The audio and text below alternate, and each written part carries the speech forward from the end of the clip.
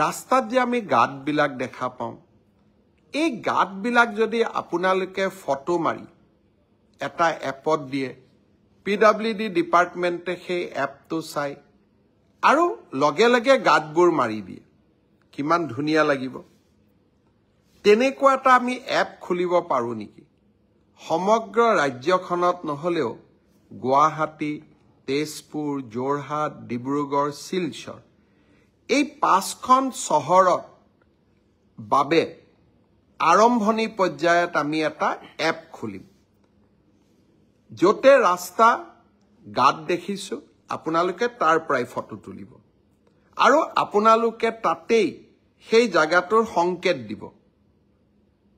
যাক আমি লেটিটিউড বুলি কওঁ বা আমি তাৰ জিঅ' ফেন্সিং বুলি কওঁ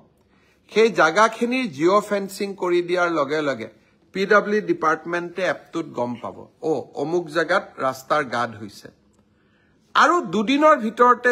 গৈ গাঁতটো মাৰি দিব ভাল নালাগিব জানো নতুন অসম মই আজি ৰাতিপুৱা আমাৰ বিষয়াসকলক কৈছো লাহে লাহে গোটেই অসমত কৰি কিন্তু পাঁচখন চহৰৰ বাবে এটা এপ মুকলি কৰক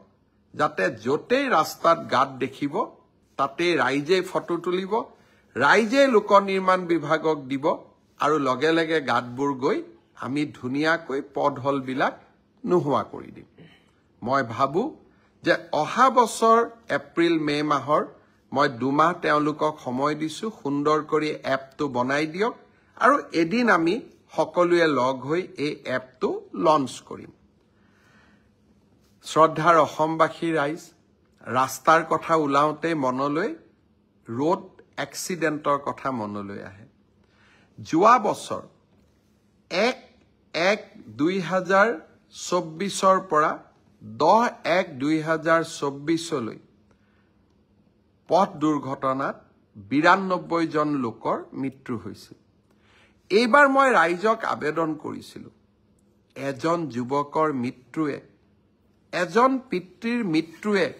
গোটেই ঘৰখনলৈ দুখৰ ধুমুহা কঢ়িয়াই লৈ আনে এই বছৰ আমি চেষ্টা কৰিছিলো ৰোড এক্সিডেন্টত মৃত্যু হোৱা লোকৰ সংখ্যা কমক আৰু মই আজি আপোনালোকক জনাব খুজিছো যে 1-1-2024 পৰা 10 তাৰিখলৈকে অৰ্থাৎ 1 জানুৱাৰীৰ পৰা 10 তাৰিখলৈকে 24 চনত যোৱা বছৰ 92 জন লোকৰ মৃত্যু হৈছিল আৰু যোৱা 10টা দিনত 2025ত মৃত্যুৰ সংখ্যা 76 লৈ কমিছে কিন্তু মই ভাবো এজন লোকৰো মৃত্যু হ'ব নালাগে অনুগ্ৰহ কৰি মদ খাই কোনেও গাড়ী নচলাব মই আকৌ এবাৰ অনুৰোধ কৰিছো উৰুকাৰ প্ৰাক্ষণত আপোনালোকলৈ বিনম্ৰতাৰে সৈতে এই অনুৰোধ থাকিল উমৰাংচুৰ ঘটনাই আমাক সকলোকে দুখিত কৰিছে 9 জন লোকৰ মৃত্যু হোৱাৰ সম্ভাৱনা প্ৰকট হৈ উঠিছে 4 জনৰ মৃতদেহ আজি পৰ্যন্ত আমি উদ্ধাৰ কৰিছো আমি নিহত পৰিয়ালখিনিক কি ধৰণে পাৰো আমি নিশ্চিতভাৱে সহায় কৰিম আৰু যিসকল এই দুৰ্ঘটনাৰ লগত জড়িত বা যিসকলে এই অনৈতিকভাৱে এই কামত হাত দিছিল